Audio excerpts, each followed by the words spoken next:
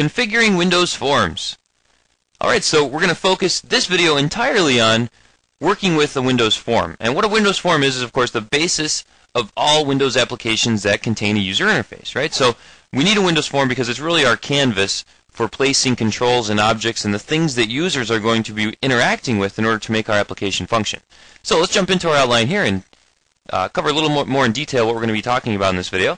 We'll start off here with an introduction to Windows Form, and I really just want to give you a brief introduction here, give you the anatomy of a form and the different areas, what the control box is. Of course, we'll know what the minimize, maximize, and close button is all about, and just talk a little bit about the anatomy of form and the different types of forms out there. Then we'll jump into adding and configuring Windows Forms. We'll get right into the Visual Studio 2005 environment here.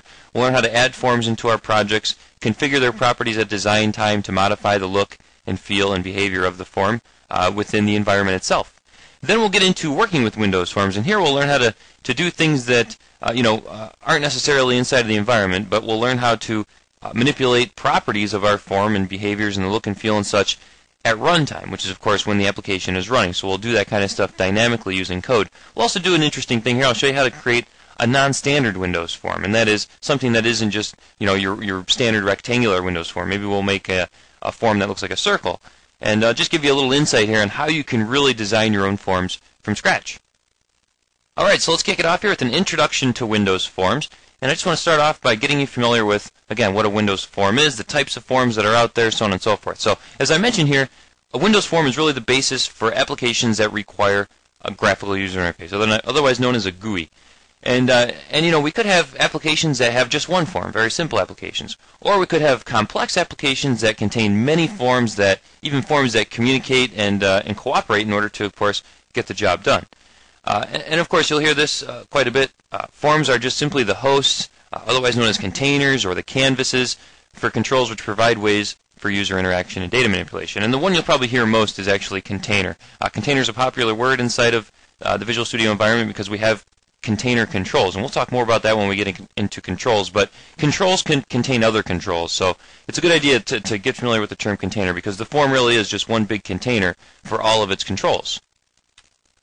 Now, here's of course what a form looks like by itself. If you were to add a form to a project, this is what you start out with. And just some notes here. This area right here where the icon is, this is considered the control box.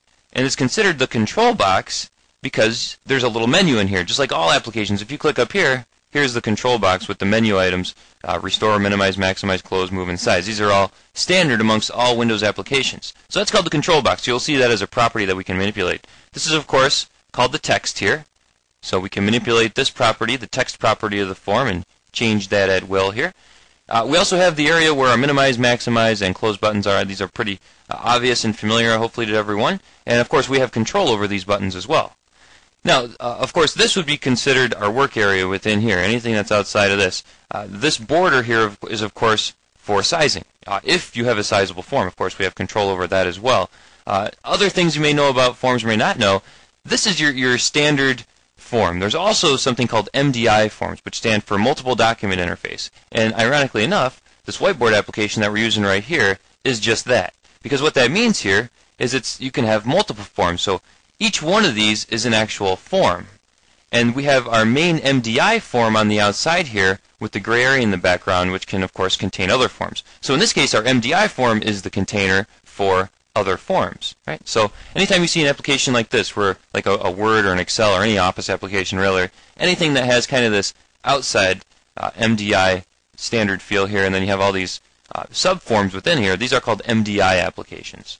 So that's how that works, and I just kind of wanted to give you an idea of the difference between those, because you can certainly create MDI applications within Visual Studio. You can create one form, and then you can designate that form as an MDI application or an MDI form, and then of course you would host other forms inside of it.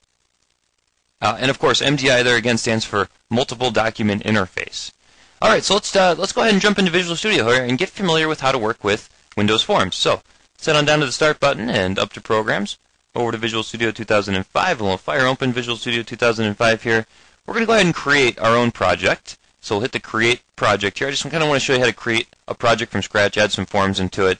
And of course, we're going to create a Windows application underneath the Visual Basic language. And we're going to choose, which is of course already chosen by default here, Windows Application. And I'm actually going to go ahead and store this down here inside of our 70-526 directory inside of my user profile here.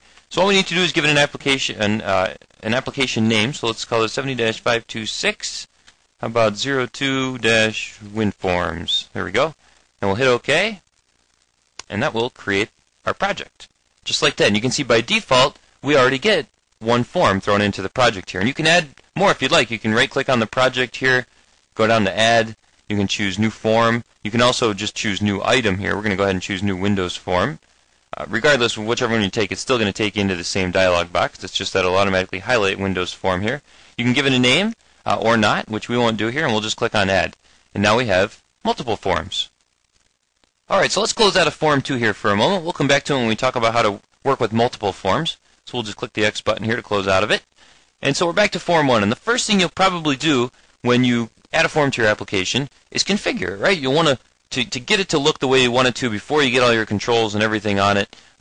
So the first thing you'll probably do then is click on the form, and that'll allow us to work with the properties for this object. In this case, of course, is the form. So this is our properties windows down here, and this contains all the properties that we can manipulate at design time. And really, this properties window just has a few buttons up here. If you don't like it sorted alphabetically like I have here, you can sort it by group, and that will, you can see sorted, group everything. So we have accessibility, appearance, behavior, data design, focus, layout, miscellaneous, and window style. We'll go through quite a few good ones here, some of the common ones. But let's order this back alphabetically. These toggle buttons over here are if you want to view properties, which we are now, or if you want to view events. And we'll talk about events here in a little bit. But for now, let's go back to properties. Let's just say we want to modify the look and feel. The first thing you'll probably want to do is give your form a name, right? And of course, the reason being is because this is how we're going to refer to this in code, and also give you more of a better identifier of what this form is all about, especially if you have many forms in your application. Form 1 obviously isn't very descriptive. So let's go ahead and just call this our main form. There we go. So this will be our main form.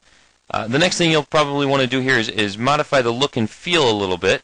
And let's do that by looking at the form border style. What type of form is this? Is this a form that we're going to allow the user to resize? In which case you'll have to, of course, think about the extra time you'll have to put in order to ensure that all your controls properly resize and scale as the user modifies the size of your form. So we'll want to drop this down, and you can choose. There's a bunch to choose from here. We have fixed single, for instance. And fixed single just basically indicates that we can't size the application. There's no sizing going on here in a fixed single environment. And you can see that here if you hit run. Then you can test this out. So we'll hit run. Now if we hold our mouse over it, you can see if we hold our mouse over the borders, there's no sizing arrow. So it's fixed. And that's exactly what that stands for there. So we'll go back into the design time by stopping our application there. And back to our form border style, we also have 3D. 3D, you can see it just kind of sinks the inside container there, so it gives it a little 3D look and feel. A fixed dialog just simply means that it's a dialog box, right? There's no control box, there's no moving, there's no resizing. It's a complete fixed dialog, just like a standard dialog box. Sizable is really the default here. As you can see, anything that isn't default in the property window will show bold. You can see sizable isn't bold here, so if we turn it back, or turn it to fixed tool window, you can see it bolds the text. A fixed tool window is a tool window, meaning no minimize or maximize buttons, no control box, just a standard looking form with a small close button up here, and then of course fixed, meaning you can't resize it. And then of course finally here we have a sizable tool window. Same thing, only it is sizable. Let's go back to the standard one, which is just standard old sizable, and we'll leave it at that. But that's a popular one that I see, that I personally configure a lot right off the bat as well. Obviously some other ones in here, enabled. If the form is enabled, which it is by default, that means all the controls in it are also enabled, meaning users can click on them and use them. If it is not enabled, if we have a disabled form, that means everything in the form is also disabled. All controls, absolutely everything. We also have some other ones in here. Let's go ahead and scroll on down the font. Whatever you change the font to, everything that again is on the form will inherit that font. So keep that in mind. The form is kind of your topmost level. Anything you do, such as fore colors, fonts, anything in that kind of nature will absolutely flow down. And all the controls on the bottom will inherit those properties unless you override them at the control level. So, and fore color means all the text. So any text on a form, any text on controls, if you have it, if we set this at the form level, again, all the controls will also contain that text. A help button here.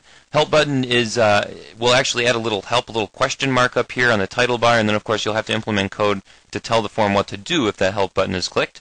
We also have an icon. If you don't like the standard .NET looking icon here, you can click this button, and then you can browse to an icon. And I just happen to have a bunch of icons lying around in here, so we'll go ahead and change this. How about to an application icon? There we go. Looks a little bit different. So that's all the icon is, pretty straightforward. You can see here is our isMDI container. So if we want to make this an MDI application, we can change that to true, and look at that. Now we have a form that looks like our whiteboard application here. Now we would obviously have other forms that we would then attach to this main form here. So there's that. Some other standard ones in here. Let's go ahead and we have a maximize box. So if we turn that to false, the maximize box will actually go away. You still see it here, but if we were to hit run here, you will see that the maximize box is disabled. So I can't click it. It's actually disabled there. All right. Same thing with the minimize box. The minimize box actually goes away though, and if they're both hit false, then they both go away. But you can see if the maximize, if any one of them is false, then they'll both stay there. It's just the other one will be disabled.